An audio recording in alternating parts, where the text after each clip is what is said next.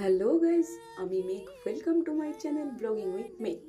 তো কিছুদিন আগে আমাদের জগদ্ধাত্রী মায়ের বিসর্জন ছিল। তো আমার শরীর খারাপের জন্য আমি কোনো ভিডিও আপলোড করতে পারিনি, যেহেতু এই ভিডিওগুলো অনেক দিন আগেরই।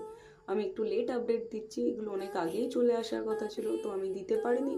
আমার একটু প্রবলেম ছিল যেহেতু, তো খুবই চাপ হচ্ছিল ভিডিওগুলো দেওয়ার। তো প্রোফাইলেও রিচ ফিচ কমে যাচ্ছিলো, সবাই বলছিল ভিডিও আসছে না কেন, এই আসছে না কেন, ভিডিও করছে।